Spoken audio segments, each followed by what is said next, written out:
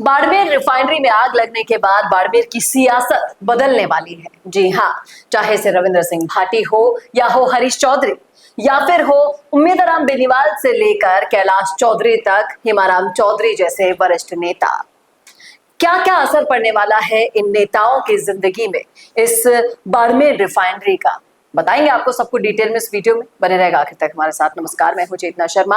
आप देखना शुरू कर चुके हैं संवाद भारत का। भारत के लिए बातचीत करने के लिए, आपको डिटेल में समझाने के लिए मेरे साथ मौजूद हैं हमारे editor in chief Varun Bhansali जी।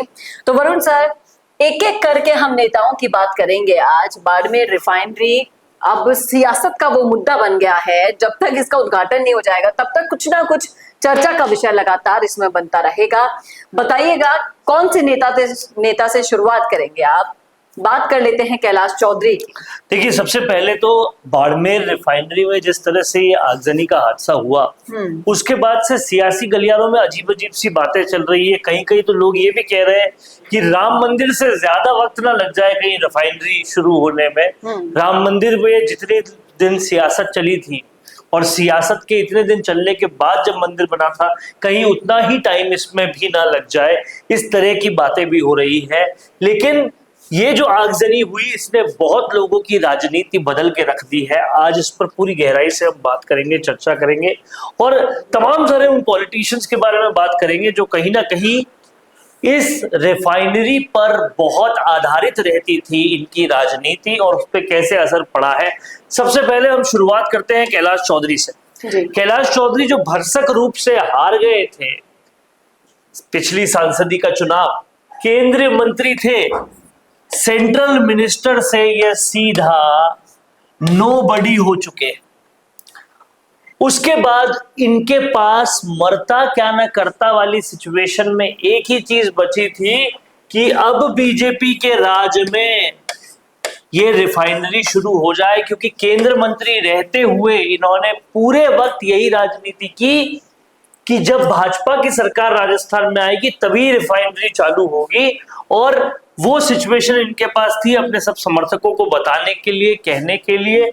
लेकिन अब जब रिफाइनरी में आगजनी हो गई, इतने बड़े हादसे को भी शासन प्रशासन बचा न सका, तो अब इनकी पॉलिटिक्स वापस बैकवर्ड चली जा चुकी है, वापस पीछे जा चुकी है। करने के लिए अब ज्यादा कुछ इनके पास बचा नहीं है, और कहीं ना कहीं जवाब क्या दे जनता को, वो जवाब भी इनके पास नहीं बचा। यानी कि आगे आने के विकल्प इनके पास और कम हो गए। जाहिर तौर पर पहले से ही ये बहुत बड़ी क्राइसिस फेस कर रहे थे, क्योंकि कंपटीशन में रविंद्र सिंह भाटी जैसे नेता आ चुके थे, के बिश्नोई जैसे नेता आ चुके थे। एक पार्टी के अंदर से कंपटीशन दे रहे थे, एक बाहर से।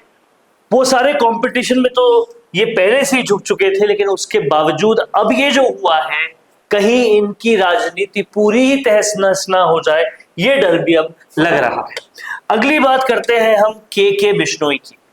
के बिश्नोई की राजनीति को बहुत ही तुर्क के इक्के वाली राजनीति माना जाता है।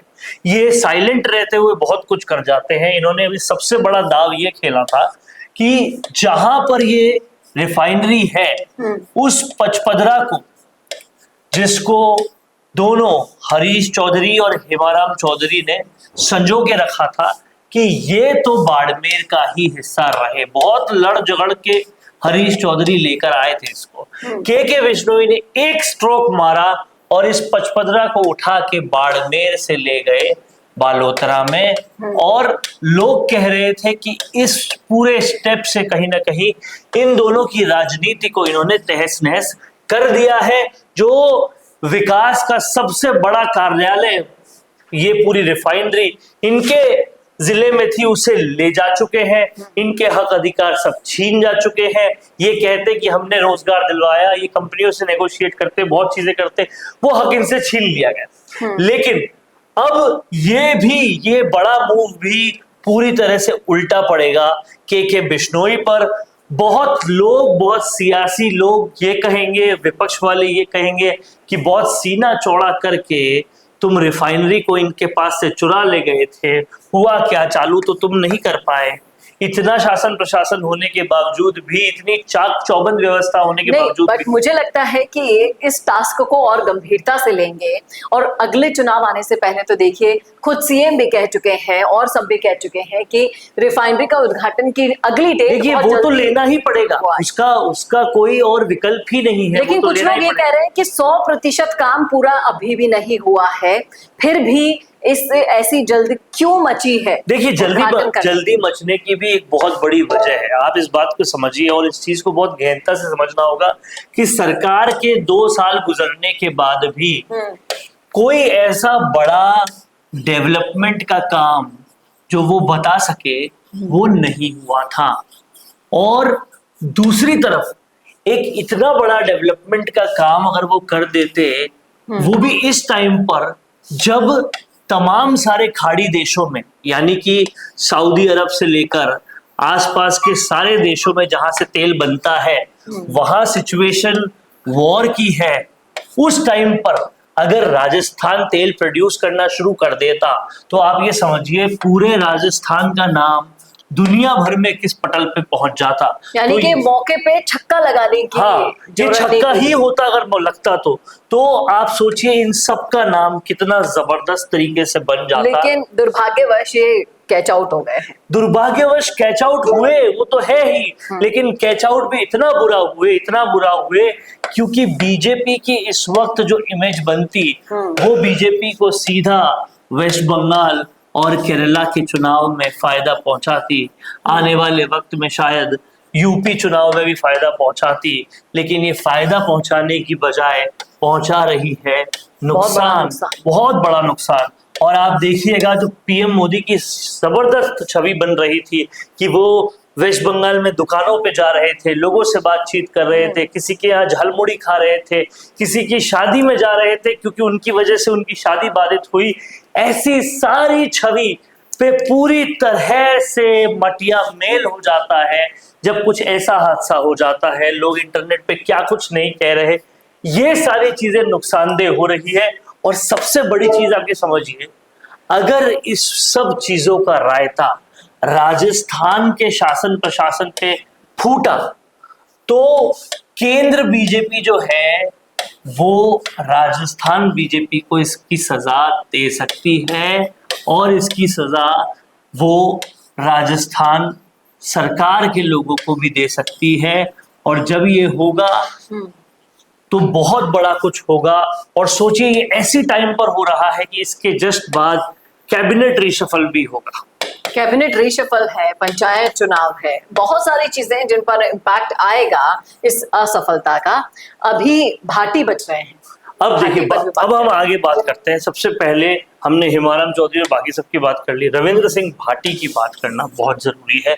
रविंद्र कहीं ना कहीं ये चेहरा एक बहुत बड़ा कंपटीशन है बीजेपी कांग्रेस दोनों के लिए, और अगर ये हो जाता तो बीजेपी के लिए माहौल तो बनता, लेकिन अगर ये नहीं हुआ तो क्या? आप ये समझिए कि ये केंद्र मंत्री को हराकर अगर 6.5 लाख वोट लेकर आए थे लोकसभा चुनाव में, और विधायकी के चुनाव में शिव से ये पहली बार जीत चुके थे, तो ये सारी चीजें पहले से बहुत तंग कर रही थी। उसके बाद भाजपा ने वहां के शिव के इलाके की भाजपा ने और सब लोगों ने पूरी तैयारी कर ली थी कि किसी भी तरीके से रविंद्र सिंह भाटी की राजनीति को खत्म करो। इसके लिए स्वरूप सिंह खारा हो या ये जो सिंगर है रावणा, छोटू सिंह रावणा हो, या फिर हरीश चौधरी को भी कई बार इस्तेमाल किया इस चीज के लिए। वो अपने फंड में से पैसा देते थे, जो कुछ भी करते थे, या फिर उनके यहाँ डेवलपमेंट नहीं करा के किसी भी तरीके से उनकी छवि को धूमिल करने का सब काम किया गया, और वो काम बदस्तूर चलता रहा, लेकिन इसका कोई खास असर नहीं पड़ा। उसके बाद रविंद्र सिंह भाटी 2 चीजों पे काम करते थे। सबसे पहली चीज ओरण कर रहे हैं। सबसे पहली चीज है ओरण। ओरण क्या है? ओरण है कि गोचर भूमि को आप अवाप्त करके कंपनियां नहीं खोलोगे। जो गायों के लिए, मवेशियों के लिए भूमि है वो उन्हीं के लिए रहनी चाहिए। ये पर्यावरण के लिए भी बहुत जरूरी है। दूसरा, वो काम करते रहे खेजड़ी के लिए। उनका साफ तौर पे ये कहना था कि भाई मेरे साथ कोई आंदोलन करे ना करे, मैं तो करूंगा, क्योंकि रेगिस्तान मरुस्थल पर बिल्कुल भी एनवायरनमेंट को सजग रखने के लिए कोई और विकल्प नहीं है खेजड़ी के अलावा। तो इन्होंने कहा कि खेजड़ी बचनी चाहिए, किसी सोलर कंपनी का प्लांट लगने की वजह से खेजड़ी तबाह नहीं होनी चाहिए। लेकिन फिर भी बदस्तूर तबाह होती रही, इतने बड़े आंदोलन के बाद भी पीठ पीछे तबाह होती है। तो कहीं ना कहीं रविंद्र सिंह भाटी और भाटी के साथ साथ पर्यावरण जी दोनों ने अपना बदला ले लिया। अब आप समझिएगा, पर्यावरण के लिए कहा जाता है हमेशा कि आप नेचर के साथ जितना खिलवाड़ करोगे नेचर वापस आके झटका जरूर देगा। तो ये कर्म भी हो सकते हैं और ये पर्यावरण के साथ छेड़छाड़ भी हो सकती है, जिसका जवाब मिल गया है। अब ऐसा आपकी इस बात से एक ट्विटर पोस्ट मैंने आज देखा था, मैं शेयर करूंगी आपके साथ, अलग से दिखाऊंगी बढ़िया से, क्योंकि जोजरी भी और जोजरी के पास जिस तरह से प्रदूषण के कारण जानवर, इंसान सब परेशान हो रहे हैं। तो उन्होंने, भाई साहब ने बहुत अच्छी लाइन लिखी हुई थी कि अभी पूरा प्रशासन और पूरी की पूरी फोर्स राजस्थान से बाड़मेर, प्रशासन लगातार दौड़ लगा रहा है, लेकिन शीशे ऊपर कर लगा रहा है, शीशे नीचे कर झांकता भी नहीं है कि क्या हो रहा होगा वहां पर। और इन सारी चीजों की बद्दुआ के कारण ये काम हुआ है।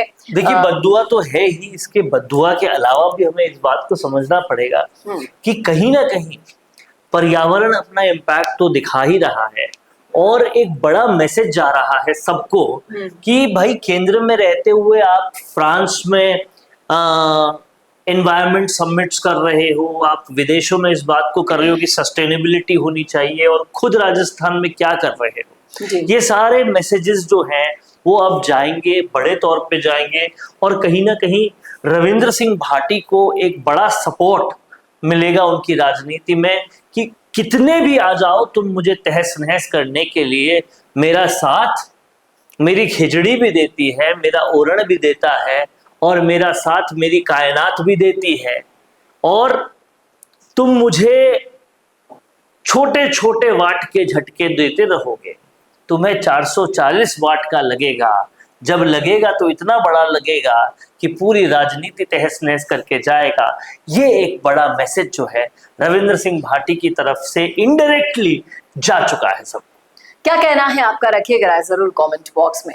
कैसा लगा वीडियो ये बताना ना भूलेगा, और ऐसे वीडियोस के लिए देखते रहिए संवाद भारत का, भारत के लिए। नमस्कार दोस्तों, अगर आप भी रियल एस्टेट में काम करते हैं तो हम आपके लिए लेकर आए हैं गुड न्यूज। आजकल के डिजिटल जमाने के अंदर आपकी प्रॉपर्टी का अच्छा वीडियो कंटेंट होना बहुत जरूरी है। तो हम यानी मिशी मीडिया सॉल्यूशंस आपको प्रोवाइड करवाते हैं एक हाई क्वालिटी कंटेंट वीडियो, जिसके अंदर हम प्रॉपर्टी से जुड़े हुए आसपास की प्राइम लोकेशन और उसकी कनेक्टिविटी को अच्छे से दिखाते हैं। कस्टमर आपकी वीडियो को सिर्फ देखे ही नहीं, आपको कांटेक्ट भी करे, जिससे कि आपकी डील क्लोज होने की पॉसिबिलिटीज बढ़ जाती है। तो कांटेक्ट करो आज ही स्क्रीन पर दिए गए नंबर्स पर।